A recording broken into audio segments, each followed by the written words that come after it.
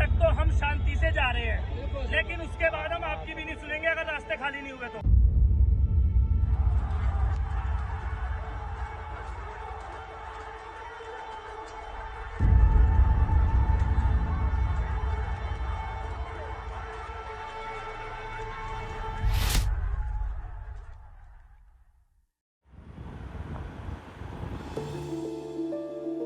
दिल्ली दंगों में 23 तारीख को मैंने देखा कि बाहर शोर शराबा हो रहा है, रोड जाम हुआ है।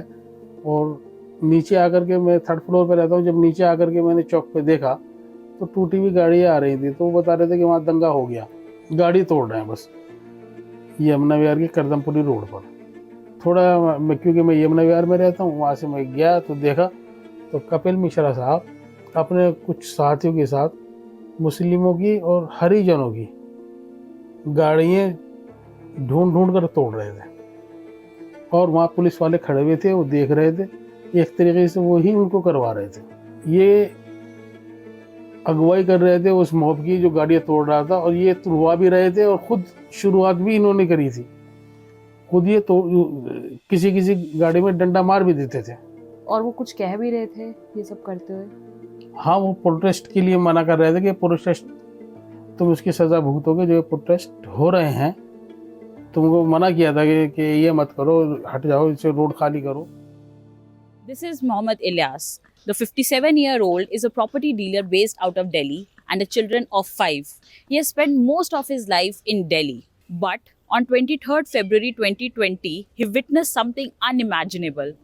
His neighborhood witnessed the worst communal outbreak the city has ever seen. What stayed with him the most was that he claims to have seen Kapil Mishra leading the violence.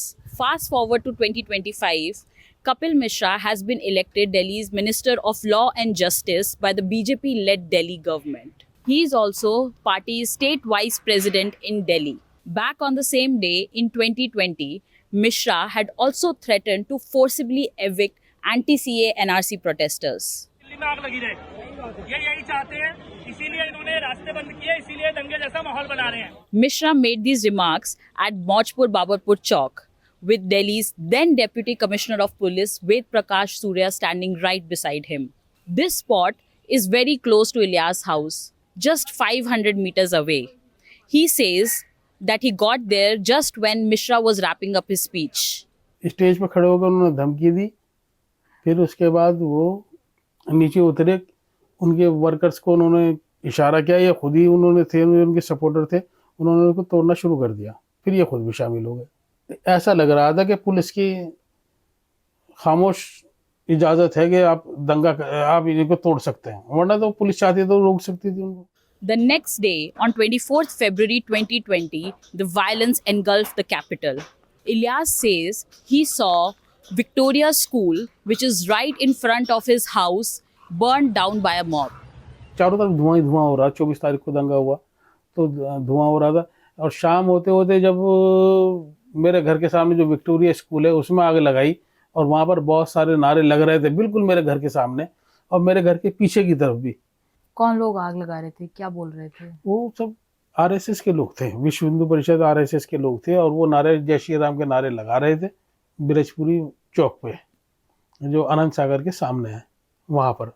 उससे फिर वो गए उधर और उन्होंने उसमें आग लगाई। Right after the violence ended, Ilyas decided to register an FIR against Kapil Mishra, Ved Prakash Surya, and other senior BJP leaders and police officers. Days after the violence, he says he visited the Dayalpur police station several times to file a complaint, but he says the cops turned him down each time.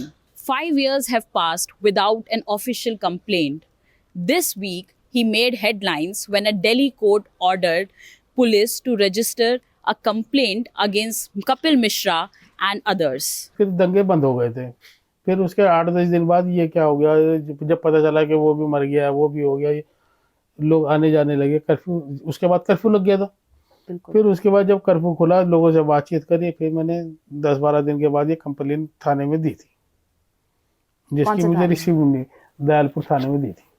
अच्छा, उसकी receive नहीं मिली। फिर उसके कुछ दिन बाद police desk वहाँ लगी ईदगाह में, वहाँ पर रिसीव कराई मैंने। पहले रिसिप्ट क्यों नहीं दी थी? उन्होंने नहीं दी, उन्होंने कहा जाओ हम कर लेंगे इसको, चलो यहाँ से, तुम्हारा कोई नुकसान नहीं हुआ ना, तुम जाओ, ये कह रहे थे। तुम्हारा तो कुछ नुकसान नहीं। मैंने कहा कि ये ऐसे ऐसे मैंने देखा, बोले तुम तो बचे हुए हो ना, तुम्हारा तो कुछ नहीं बिगड़ा, तुम जाओ फिर, जिसका होगा वो खुद करेगा, ये कह के उन्होंने भगा दिया था।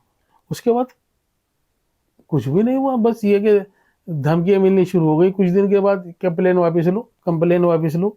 किसकी धमकी आ रही थी?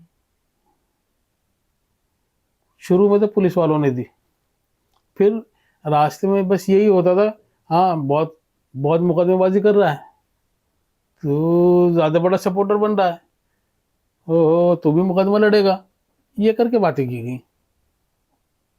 अनजान लोग कभी भी पीछे से कुछ भी कहते हुए निकल गए मोटरसाइकिल पे, ये इसी तरह से। देखो ये है बहुत बड़ा, ये करेगा कंप्लेन, ये करेगा डीसीपी साहब के खिलाफ, बस ये बात थी। आपको रास्ते में ऐसे अनजान रास्ते में जाते हुए आते हैं धमकी आती थी? After trying for months, when nothing worked out, Ilyas, with the help of advocate Mahmood Pracha, moved a district court in Karkarduma in November 2020. His plea seeking FIR against the BJP leaders and police officers was listed 24 times before different judges in the district court. Last year, the district court ordered him to move his plea to MP MLA court. These special courts are to investigate criminal cases against sitting lawmakers for faster trials. However, the public prosecutor has been arguing that Kapil Mishra has been investigated multiple times and nothing has been found against him. Police वाले पर तो बिल्कुल यकीन है ही नहीं जो कोई कर रहे हैं, इसके खिलाफ कैसे कर देगा कोई भी। ये तो मेन है दंगा करने में, और पुलिस 100 बार भी कहे कि ये इसके खिलाफ कुछ नहीं कैसे कहा, मतलब मैंने अपनी आंखों से देखा है, मैंने दंगा करते हुए अपनी आंखों से देखा है, तो मैं कैसे यकीन करूंगा पुलिस का। यही होता है कि पुलिस काम नहीं कर रही, पुलिस दबाव में। दिल मायूस होता था, दिल टूटता था कि क्या होगा, कुछ नहीं होगा। वकील साहब से मैंने पूछा भी कुछ होगा, कि वो यही कहते थे कि देखो भाई क्या होता है, अभी तक तारीख लग रही है। This week, the special court finally acted on his plea. It ordered registration of an FIR against Kapil Mishra and others over their alleged role in the 2020 Delhi riots. The court also noted that during interrogation, Mr. Mishra himself acknowledged that he had been present in the area during the riots and that people gathered around him. Therefore, his presence cannot be ruled out. However, Ilyas has little hopes for a favorable judgment. अभी भी आपको उम्मीद नहीं है? नहीं, मेरा एक दोस्त नासिर है, उसकी आंख में गोली लगी है, वहीं मेरे पास में ही रहता है। उसके लिए 2 बार कोर्ट से ऑर्डर हुआ कि 24 घंटे के अंदर इनको FIR होनी चाहिए, लेकिन पुलिस खुद चली जाती है स्टे लेने के लिए। अभी हाई कोर्ट में उनका केस चल रहा है। मेरे पास उस दिन कल फ़ोन भी आया उनका, नासिर भाई का, कि भाई मुबारक हो, तुम्हारा केस कुछ तो आगे बढ़ा है। तो हम इसमें भी देखो, पुलिस केस करती है नहीं करती है, जो भी होगा देखा जाएगा। मैं कोशिश करूँगा कि जिसने जो किया है अपना गुनाहों की सज़ा उसको मिलनी चाहिए। इतने आदमी मरे हैं, शहीद हुए 53-54 आदमी, एक में भी सही। हकीकत तो यही है, सच बता रहा हूँ आपसे कि मुझे अपनी जान का कोई परवाह नहीं है, लेकिन ये चाहता हूँ कि ज़रा सा काम हो जाए मेरा इसको, कि जिन लोगों ने गुनाह किया है उनको उसकी सज़ा मिल जाए। कानून की बरतरफी होनी चाहिए, कानून की बढ़ोतरी होनी चाहिए, कानून सबसे ऊपर होना चाहिए। ये देश के लिए भी ज़रूरी है, इंसानियत के लिए भी ज़रूरी है। Journalism at News Laundry is powered by the public, because when the public pays, the public is served. Visit newslaundry.com/subscription and pick a payment plan of your choice. Pay to keep news free and independent. Your future, and indeed the future of democracy, depends on it.